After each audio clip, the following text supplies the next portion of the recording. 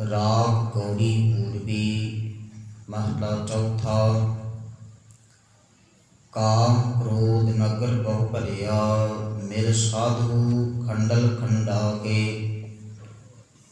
पूरब लिखत लिखे गुर पाया, मन हर लिव मंडल मंडागे।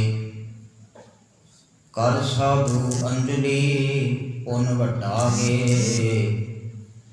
कर दंडौत पुन वड्डागे। रहाओ साखत हर रस साध न जानिया, तिन अंतर हों मैं कंडा के। ज्यों ज्यों चलह चुभै दुख पावै, जम काल सह सिर डंडा के। हर जन हर हर नाम समाणे, दुख जन्म मरण भव खंडा के। अविनाशी पुरख पाया परमेश्वर, बहु सो खंड ब्रह्मंडा के। हम गरीब मस्कीन प्रभ तेरे, हर राख राख वड वड्डा है। जन नानक नाम आधार टेक है,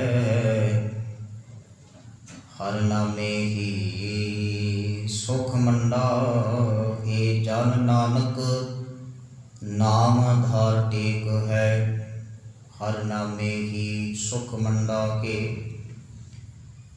ये जो पवित्र पावन शब्द हुणे असीं पाठ रूप विच पढ़िया है, ये पावन पवित्र शब्द गौड़ी राग दी किस्म पूर्वी। गौड़ी मुख राग है। गौड़ी राग दियां अगे 9 किस्मां होर आउंदियां ने। जिहड़े सहज पाठ करन वाले ने, बाणी नूं ध्यान नाल पढ़न वाले ने, वो इस गल नूं जाणदे ने, ते जिहड़े नहीं जाणदे उन्हां नाल सांझ पा रहे हाँ। गुरु ग्रंथ साहिब महाराज जी का पावन पवित्र राग गौड़ी तीजा राग है, जो हजूर दे पवित्र पावन अंक 151 तो आरंभ होके 346 अंक ते समाप्त होता है। गुरु ग्रंथ साहिब महाराज जी दे 31 कुल रागां दे विचों गौड़ी सब तो वड्डा राग है। इस गौड़ी राग दे विच ये जिहड़ा सिरलेख है गौड़ी पूर्वी, ये 9 किस्मां गौड़ी दियां इस राग विच आउंदियां ने। गौड़ी पूर्वी है, गौड़ी दखणी है, गौड़ी माला है, गौड़ी ग्वारेरी है, गौड़ी बैरागण है, इत्यादक 9 किस्मां जिहड़ियां ने वो गौड़ी राग दियां आउंदियां ने। इसे गौड़ी राग विच ही संगत विच सब तो वध पढ़ी जाण वाली बाणी सुखमनी साहिब का पाठ भी है, जो हजूर दे पावन अंक 262 तो आरंभ होके 296 तक संपूर्ण होता है। तकरीबन 34 अंग इस पावन बाणी के हैं। इसे गौड़ी राग के अंदर ही भगत कबीर साहिब जी की बाणी के बहुतात शब्द हैं। और जिस पावन शब्द की विचार असीं सांझी करन लगे हाँ, ये धन गुरु रामदास पातशाह महाराज जी का उच्चारण किया हुआ शब्द इस गौड़ी राग विच गौड़ी राग की पूर्वी किस्म का शब्द है। और ये नाल एक होर जानकारी मैं सांझी करा। यह पाठ जो असीं पढ़िया शब्द आ, ये गुरु ग्रंथ साहिब महाराज विच एक बारी नहीं बल्कि 2 बारी आउंदा है। 2 बारी इस पावन शब्द का पाठ गुरु ग्रंथ साहिब महाराज विच दर्ज है। बहुत सारिया बाणियाँ, बहुत सारे शब्द एक तो दो ਜਾਂ 3 वारी भी बाणी के अंदर रिपीट किए गए हैं, जिन्हां दे विचों यह एक शब्द है। क्योंकि गुरु ग्रंथ साहिब महाराज जी की तरतीब अंदर पहले जोड़े 13 अंक ने, ये सिख का सांझे रूप में एक नितनेम है। ਵੱਖ-ਵੱਖ रागां दे विचों सोदर का सिरलेख, सोपुरख के सिरलेख अधीन ये शब्द रखे ने। फिर 14 अंक तो जदों श्री राग की आरंभता होंदी है, रागां विच बाणी आरंभ होंदी है, तो उस वेले ये सारे शब्द आपो अपने रागां दे विच आपो अपनी थां आ जाते हैं। ये पावन शब्द सब तो पहला गुरु ग्रंथ साहिब महाराज जी के पावन अंक 13 ते शोभायमान है। फिर दूजी वारी जदों ये पवित्र बाणी दे विच पाठ होंदा है तो ये 171 अंग दे उत्ते शोभायमान है। 151 तो गौड़ी राग की आरंभता होंदी है, तो 171 अंक ते दोबारा इस शब्द नूं जिहड़ा है वो राग के अधीन लिखा गया है। धन साहिब सतगुरु गुरु रामदास पातशाह महाराज जी जिन्हां दे वल्लों ये उचारण किया हुआ शब्द है। इस शब्द की जिहड़ी रहाओ की पंक्ति है, जिहदे तो शब्द का केंद्री भाव मुख विशा साडे सामने आउंदा है। ते धन गुरु रामदास पातशाह महाराज जी ने रहमत की ते आख्या कि दुनिया संसार का हर एक धार्मिक व्यक्ति भावें किसी भी धर्म नाल संबंधित होवे, भावें कोई सनातन धर्म नाल संबंधित है, कोई ईसाई है, किसी भी धर्म नाल कोई संबंधित व्यक्ति है, ते धर्मां दे विच अक्सर पुण्य की है ते पाप की है, इहदी चर्चा चलती है। इहदी चर्चा विच एक सांझी गल जिहड़ी हर एक धर्म विच दर्शाई गई है, वो है भी पुण्य करने चाहिए ने ते पापां तो बचना चाहिए।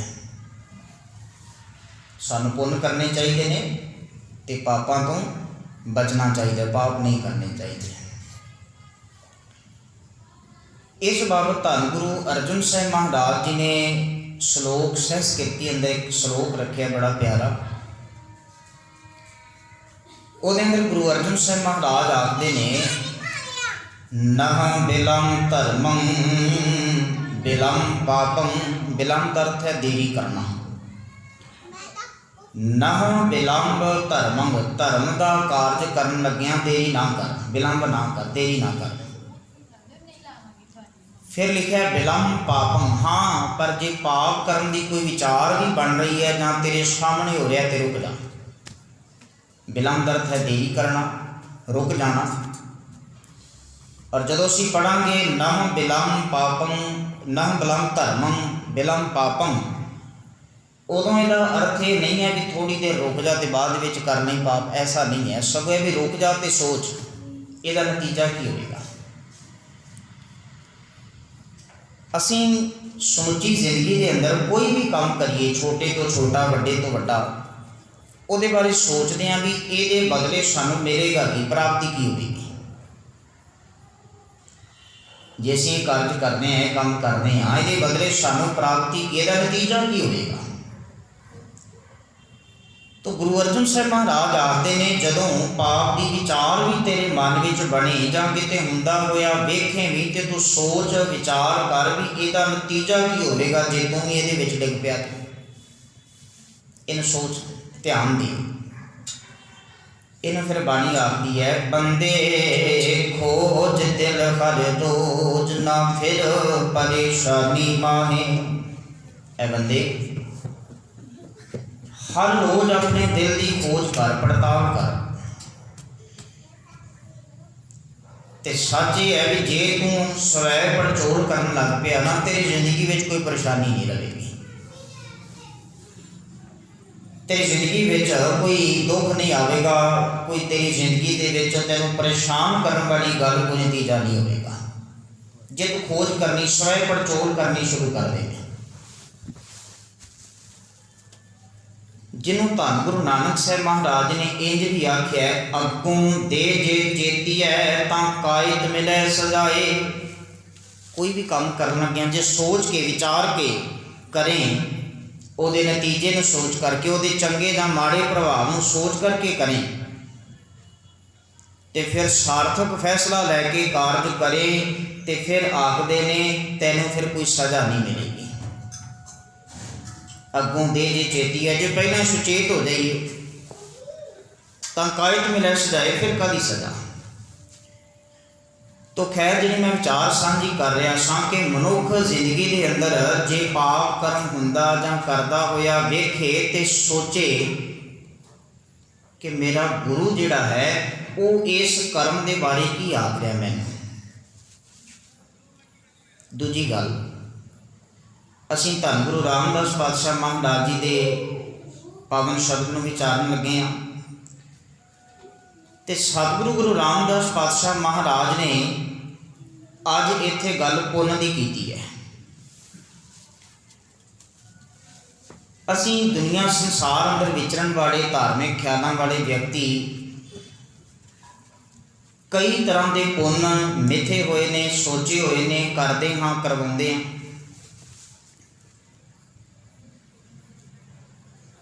किसी लोड़वंद राही पांदी आदत नूं जो भी उसकी कोई इच्छा हो, कोई लोड़ हो, जे असीं अपनी समर्था अनुसार उसकी कोई लोड़ पूरी करिए तो इन सोचते हैं भी असीं पुण्य कर लिया। किसी गरीब नूं कुछ दे देना जिसकी उसनूं अत की लोड़ हो, किसी गरीब बच्ची का कोई आनंद कारज करवा देना, उसकी कोई मदद कर देनी उसके परिवार की, असीं इत्यादि कर्म नूं पुण्य आखते हैं। उंज पुण्य की इस तरह की परिभाषा बहुत लंबेरी तो बड़ी वड्डी हो जाएगी। सौखे अर्थों में कह दी भी किसी लोड़वंद की मदद करना, असीं उन्होंने पुण्य के कारज में लैके आते हैं। धन गुरु रामदास पातशाह महाराज ने पुण्य की एक वखरी परिभाषा दी है। मैं एक दिन पहला भी बेनती साझी की सी भी धन सतगुरु गुरु रामदास पातशाह महाराज जी की कमाई जी है ना जीवन विचों, एक कमाई उन्होंने बाणी के शब्द के एक एक अखर चों झलकती है, एक एक लफज के विचों, एक एक शब्द के विचों उन्होंने जिंदगी की कमाई, जिंदगी का तजुर्बा, प्रभु की बख्शिश, सेवा, ये सारा कुछ एक एक अखर विचों झलकता है। और गुरु रामदास पातशाह महाराज ने बाणी के संदर्भ में बहुत सारी नवीनता बख्शिश की है, नवापन बख्शिश किया है, और उन्होंने बहुत सौखे अखरां लफ्ज़ों के विच जिहड़ा है वो दुनिया के सामने प्रगट किया है। धन गुरु नानक साहब महाराज ने सीधा जवाब दिता सी जदों उन्होंने पूछा भी तुहाडा गुरु कौन है, तो उन्होंने आख्या सी पवन आरंभ सतगुरु मत वेला, शब्द गुरु सुरत धुन चेला, कि मेरा तो शब्द ही गुरु है। हुण उस शब्द नूं जदों बाणी का रूप दिता, गुरबाणी बन गई, तो धन गुरु रामदास पातशाह महाराज ने आख दिता बाणी गुरु, गुरु है बाणी, विच बाणी अमृत सारे। इवें कह दिता भी वो गुरु रूप ही बाणी है, बाणी ही गुरु रूप है। जिन्होंने गुरु नानक साहब महाराज ने शब्द गुरु आख्या है, उन्होंने अज साढ़े सामने जिहड़ा है गुरु रामदास पातशाह महाराज ने बाणी गुरु की गल कर दी।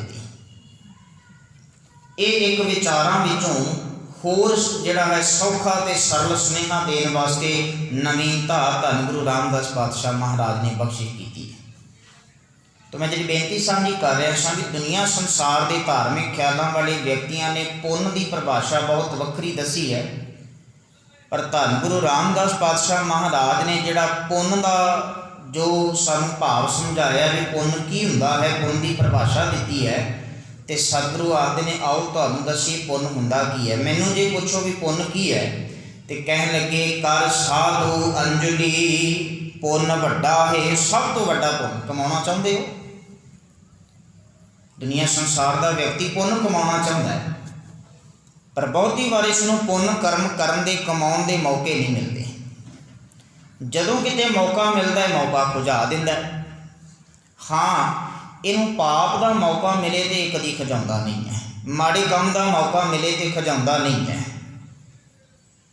ਉਦੋਂ ਸੋਚਦਾ ਵੀ ਮੈਨੂੰ ਕੌਣ ਵੇਖਦਾ ਹੈ। ਪਰ ਕਈ ਵਾਰੀ ਪੁੰਨ ਦੇ ਮੌਕੇ ਜਿਹੜੇ ਨੇ ਇਹ ਖੁੰਝਾ ਦਿੰਦਾ ਹੈ ਵੀ ਮੈਂ ਨਹੀਂ, ਚਲ ਕੋਈ ਹੋਰ ਮਦਦ ਕਰ ਦੇਗਾ, ਪਾਸੇ ਹੋ ਜਾਓ।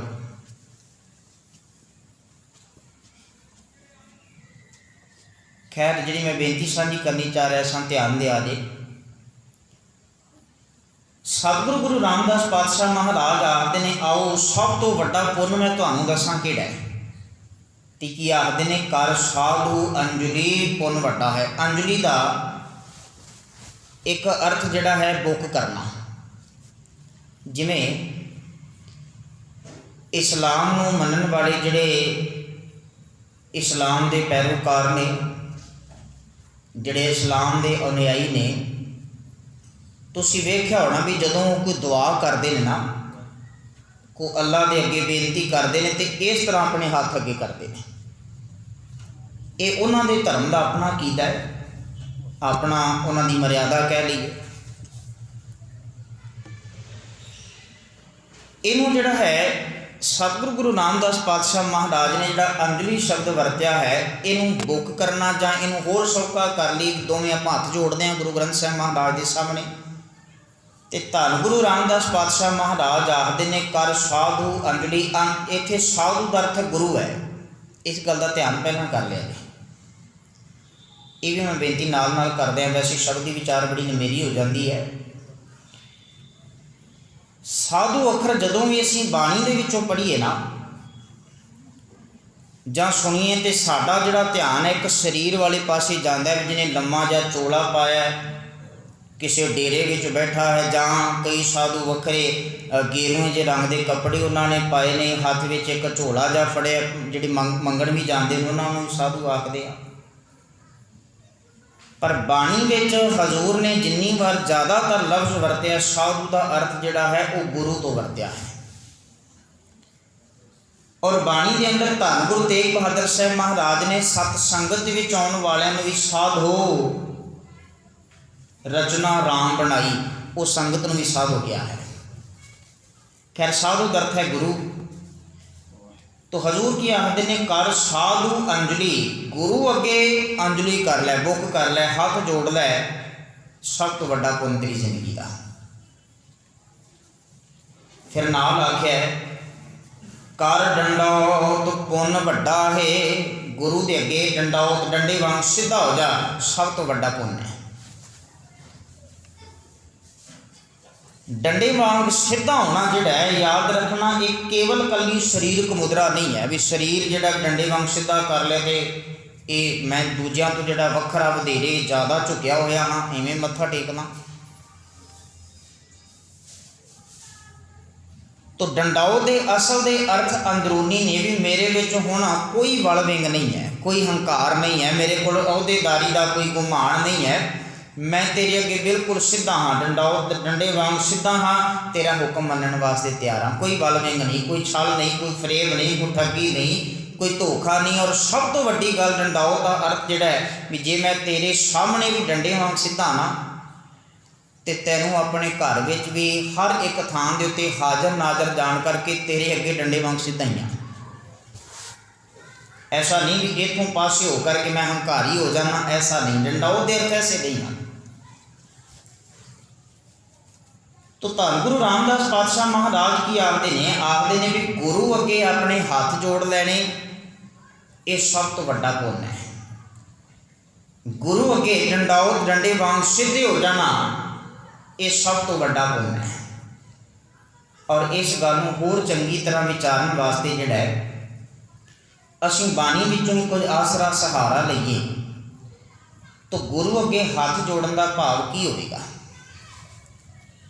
तुसीं वेखो, किसी व्यक्ति नूं इंज कहंदियां होया सुनिया होवे, जदों कोई कई बार वार इक्को ही गल करी जावे, मनण च ही ना आवे, असीं वार समझाई जाइए भी तेरी गल गलत है, वो आखी जाए नहीं तुहाडी गल गलत है।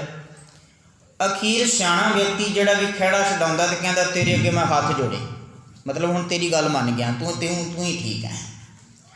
तो गुरु अगे हाथ जोड़न का की भाव होएगा भी गुरु की हर एक गल मनन वास्ते तैयार ना, ये होएगा कर साधु अंजलि पुण्य वड्डा है। देखो गुरु साहब ने कितनी सोहनी जीवन जात सानू दिती है। कहते हैं कि गुरु अगे हाथ जोड़ के नमस्कार करने सब तो वड्डा पुण्य है। ऐसा क्यों है? और ऐसा तो असीं सारे करते हैं, रोज़ करते हैं, बहुत वार कर रहे हैं कि असीं बहुत बड़ा पुण्य कमा रहे हैं। तो सतगुरु ने फिर रहमत की है भी ये कला बोलन जां कला विखाउण तक का मत्था टेकना नहीं होगा। ये कर साधु अंजलि जां जिहड़ा है डंडौत करनी, ये इवें है कि तुदनों निवण मनन तेरा नाम, तेरे अगे झुकना तेरा हुक्म मनन के बराबर है। धन गुरु अंगद साहिब महाराज उन्होंने आशा की वार बाणी दे विच एक बड़ा पवित्र श्लोक रखा है। वो इस गल नूं होर समझा देता है। मैं समझ रहा सा भी मत्था टेकना ही बड़ा जिहड़ा वड्डा पुण्य कर लिया, क्योंकि बाणी की पंक्ति है कर साधु अंजलि पुण्य वड्डा है, कर डंडौत पुण्य वड्डा है। मैं इतों तक रुक गया कि गुरु अगे मत्था टेक लेना परिक्रमा कर लेनी बहुत वड्डा पुण्य कर लिया। पर सतगुरु रहमत करते हैं भी ये तो कला तू शरीरक मुद्रा विखाई है कि तेरा मन भी डंडे वांग सीधा हो गया कि तू मन करके भी गुरु अगे झुक गया है, नमस्कार कर देती है, हथ जोड़ लेने, कैसा हो सके? जे तो ऐसा होया फिर तो सचमुच तू पुण्य कर लिया, जे ऐसा नहीं होया तो फिर अपराधी दूना निवै जो हंता मिलेगा। कहने के शिकारी जिहड़ा ना वो तेरे नालों वध लम्मे पै जाता है, बिल्कुल झुक जाता है। जो निशाना साधदा है, हिरना मारदा है जंगल दे विच जा करके, कई बार उन्होंने जिहड़ा निशाना बनाउण दे वेले जिहड़ा बिल्कुल सीधा जमीन ते लम्मे पैना पैंदा, फ्लैट होना पैंदा है। पर उहदा सीधा होना जिहड़ा है वो गुरु के दर ते कोई परवाह नहीं, क्योंकि वो तो किसी की हत्या करने वास्ते ऐसा कर रहा है, किसी का खून पीने वास्ते ऐसा कर रहा है, किसी को मारन वास्ते ऐसा कर रहा है, भाव अपने मतलब ना। तो हजूर आखते ने तेरा झुकना तेरा डंडौत वांग सीधा होना ऐसा नहीं होना चाहिए, सगों इवें होवे तुदनों निवण मनन तेरा नाम। मैं जी बेनती गुरु अंगद साहिब महाराज जी के श्लोक तो करन लगा सा। सतगुरु गुरु अंगद साहिब महाराज ने रहमत की, कहन लगे इस तरह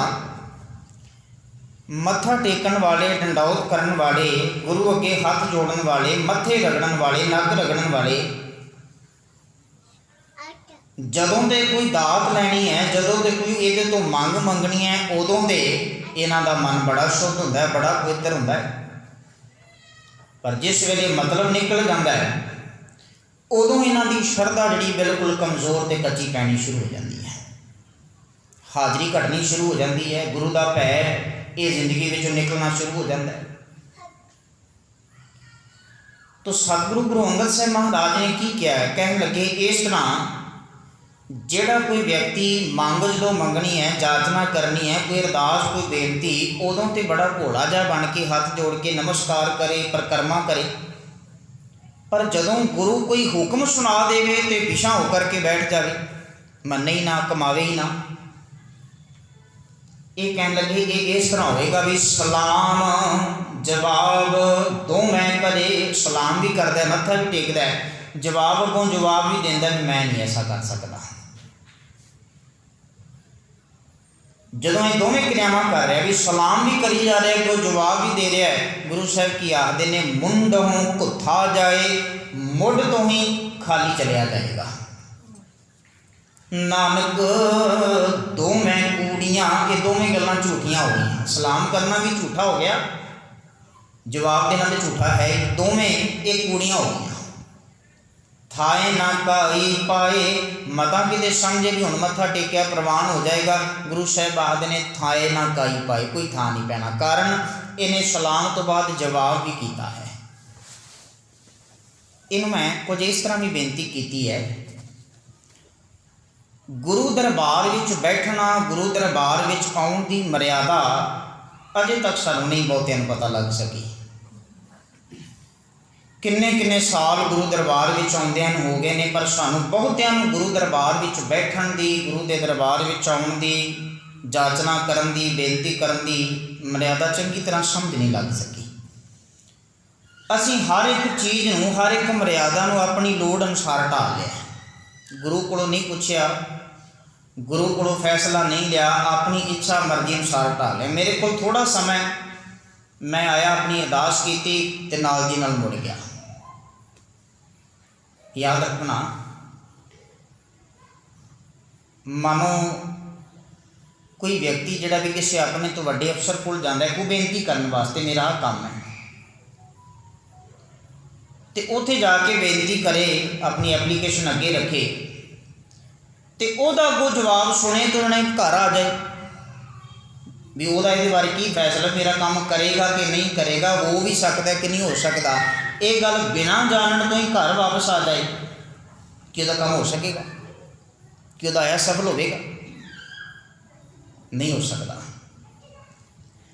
साडे विचों बहुते जिहड़े ने कुछ इस तरह करते हैं भी अपनी जाचना की, अरदास की, गुरु साहब हुक्म करन लगे ने, तो बाहर गुरु की गल तो सुन लै भी गुरु साहब ने यस की कि नो की है, भी तेरी गल सुनी भी कि नहीं सुनी है, इन्हां ते पता कर लेना। फिर कई बार किसी अहुदेदार व्यक्ति कोल जाइए, वो अगों आखदा भी तेरा काम तो हो जाएगा, पर तेनों एक गल करनी पवेगी जरूरी, वो कोई ना कोई दूजा तरीका भी दस देना। तो मैं कई बार संगत में बेनती की भी अपनी जाचना, अपनी बेनती गुरु साहब अगे कर दी। गुरु साहब सुनाउण लगे ने हुक्म भी तेरा काम हो जाएगा, पर आ गल मान लै पहले। हजूर की आखदे ने, अज सवेरे हुक्म पढ़िया सी, गुर सेवा ते सुख उपजै, फिर दुख न लगे आए। मैं बेनती की महाराज साडे घर विच बड़ा कलेश है, बड़ा दुख है, एक दूजे के नाल जिहड़ा है वो हस करके प्यार नाल नहीं बोलते, कोई छोटी जी भी गल हो जाए तो एक दूजे नूं वढ खाण नूं पैंदे ने, घर विच बड़ा कलेश रहिंदा है। ऐसा भी हो जाता भी प्रसादा तवे ते थोड़ा कच्चा रह गया तो तां कलेश, ज़्यादा पक गया तो तां कलेश, सब्जी विच लूण घट पै गया तो तां कलेश, निक्कियां निक्कियां गल्लां। गुरु साहब जी बड़ा औखा है जिंदगी दे विच इस तरह का दुख झलना वार वार, तो मैनूं ये भी डर है भी अजे तो छोटिया छोटिया गल्लां ने, ये जो वड्डियां बन गई तो नतीजे माड़े हो सकते। रहमत करो, दया करो, मेरी जिंदगी में वो दुख दूर कर दिओ। असी ये बेनती कर ली, जाचना कर ली, तो गुरु साहब ने एक हुक्म बख्शिश कर दिता, गुर सेवा ते सुख उपजै। गुरु साहब ने हुक्म कर दिता भी गुर सेवा ते सुख उपजै, सुख लैनी आया ना, तो ये सुख कितों उपजता है, कितों मिलता है, गुर सेवा। तो जे मैं गुरु की सेवा करा ही ना, जे मैं हुक्म सुना ही ना, तो फिर मेरी जिंदगी में दुख दूर किवें होगा, वो दुख दूर नहीं हो सकेगा। ये मैं तां आप संगत के चरणों में बेनती की है भी धन गुरु रामदास पातशाह महाराज जिन्हों का पवित्र बचन असी विचार भी साझा कर रहे हैं। हजूर आखते ने, कर डंडौत पुन वड्डा है, कर साधु अंजलि पुन वड्डा है। मत्था टेकना, गुरु अगे डंडे वांग झुक जाना, उस गल नूं इंज समझ लै भी कला इन्ना ही पुन नहीं, सगों ये इवें है कि मैं हर एक गुरु का बचन मनन वास्ते तैयार हाँ, कमाउण वास्ते तैयार हाँ। ये तां होवेगा तेरा मत्था टेकना, तां होवेगी तेरी डंडौत सफल होवेगी। सतगुरु जो रहमत करते हैं, बख्शिश करते हैं। हालांकि शब्द के चार बंद जोड़े ने उस तरह ही पे ने, कली रहाऊ की पंक्ति से समा लंघिया, ये अखरी साझे करके मैं समाप्ति कराँगा। सतगुरु गुरु रामदास पातशाह महाराज की आखते हैं, कहने लगे डंडौत तो कर ली है ना, आ ये भी देखिए भी तेरी डंडौत प्रमाण हुई भी है कि नहीं, तेरा मत्था टेकिया प्रमाण होया कि नहीं। सतगुरु आखते ने, काम क्रोध नगर बहु भरिया, मेर साधु खंडल खंडा है। हुण उस रहाऊ की पंक्ति नूं सतगुरु ने खोलिया, कहने लगे अपनी जिंदगी विच वेख काम क्रोध लोभ ये तीन अखर दिते ने, अर्थ के पंजां वाली ने जो पंज विकार ने, इन्हां विकारां की गंदगी दे नाल तेरा शरीर रूपी नगर भरिया पिया है। आप तेन मैं साफ करने का तरीका दसा, तेरी डंडौत हो जाएगी, तेरा गुरु अगे झुकना सफल हो जाएगा। तो वह की है, मिल साधु खंडल खंडा है। जिथे आख्या सी कर साधु अंजलि पुन वड्डा है, उत्थे साधु की गल फिर कर दी है। गुरु नूं मिल ते तेरे जीवन विचों इन्हां विकारां दे छोटे छोटे जे तिनके अंश भी ने ते नाश हो जाएंगे। पूर्व लिखत लिखे गुर पाया, मन हर लिव मंडल मंडा है। पूर्व लिखत प्रभु के घर विचों होया हुक्म, पूर्व लिखत नूं इवें आखांगे रब के घर विचों होया हुक्म।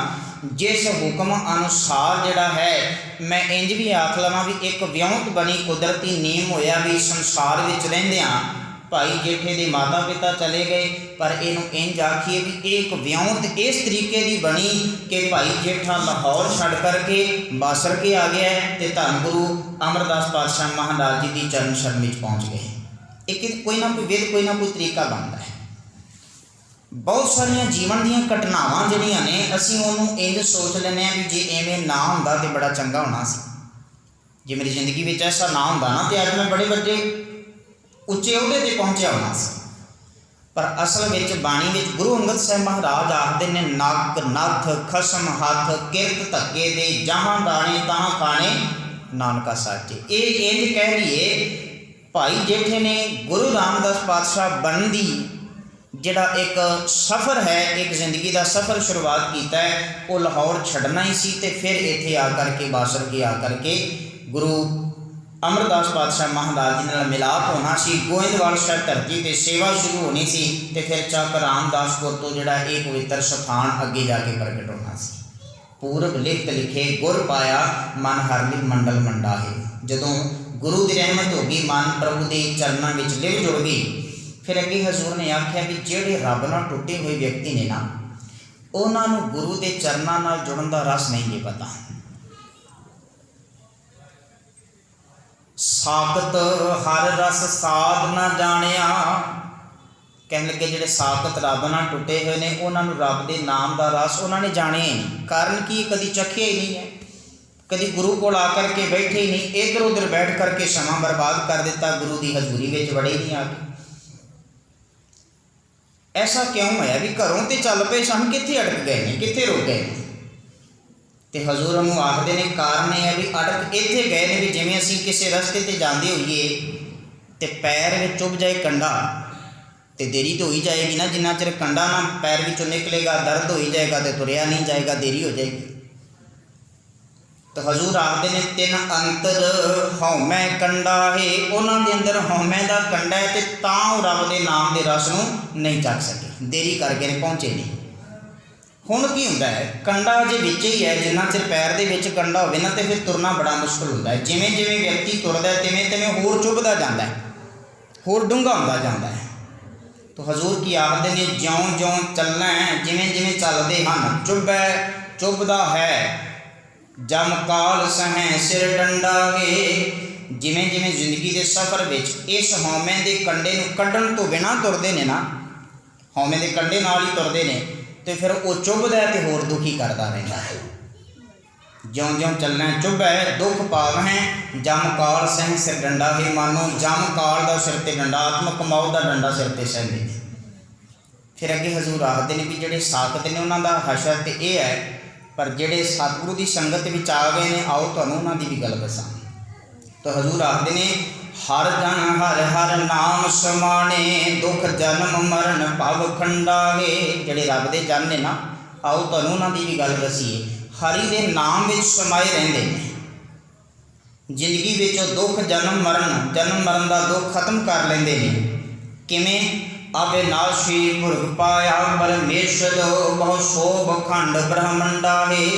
नाश तो रहत मालिक प्रभु की प्राप्ति हो गई, तो हुण उन्हां दी जिंदगी विच शोभा ही शोभा, खंड ब्रह्मंडा विच शोभा। जिसनूं एक समा ऐसा सी भी लाहौर दीयां गलियां विच यतीम होकर के फिरदे सन, कुल कायनात की दुनिया अज उन्होंने धन रामदासपुर नाम नाल जान करके पूरी हुई करामात आप सिरजनहारे धारिया, सिੱਖੀ ਅਤੇ संगती पार ब्रह्म कर नमस्कारिया। हर जन हर हर नाम समाने, दुख जन्म मरण पाप खंडा है। अविनाशी पुरख पाया परमेश्वर, बहु सौ खंड ब्रह्मंडा है। और रल के अरदास धन गुरु रामदास पातशाह महाराज जी दी वांग करिए। हम गरीब मस्कीन प्रभ तेरे, हर राख राख वड वड्डा है। मस्कीन का अर्थ लोड़वंद आदि। मैं तेरे दर दा जाचक हाँ, मंगता हाँ, लोड़वंद हाँ। मैनू सुख चाहिए, मैनू नाम चाहिए, सेवा चाहिए, दात मेरी झोली विच पा। हम गरीब मस्कीन प्रभ तेरे, हर राख राख वड वड्डा है। जन नानक नाम आधार टेक है, हर नामे ही सुख मंडा है। मेरे जीवन दे विच तेरे नाम दा आसरा है, तेरे नाम की टेक है। रहमत कर मेरी झोली विच ये नाम पा दे। असीं शुरुआत की सी रहाऊ की पंक्ति, कर साधु अंजलि पुन वड्डा है, कर नंदौत पुन वड्डा है। गुरु के हथ जोड़ने ते धन गुरु रामदास पातशाह महाराज ने सानू सिखाया भी जदों हथ जोड़ करके जाचना करनी है ना, मंग करनी है, तो उस वेले की आखना है, जन नानक नाम आधार टेक है। मेरे ते जीवन की टेक नाम है, इस करके हाथ जोड़ के की मंगया, नाम मंगया है। जन नानक नाम आधार टेक है, हर नामे ही सुख मंडा है। गुरु रहमत करे। धन गुरु रामदास पातशाह महाराज जी के प्रकाश पुरब नूं समर्पित हो करके अज शाम के दीवान की भी असीं विचार गुरु साहब के शब्द के नाल कीती है। सतगुरु कृपा करे साडे सारियां दा जीवन इस शब्द अनुसार बन जाए। होइयां बेअंत प्रकार दी भुलां दी खिमा फतेह नाल सांझ पाओ ते गुरु चरनां विच अरदास करिए। वाहिगुरू जी का खालसा, वाहिगुरू जी की फतेह।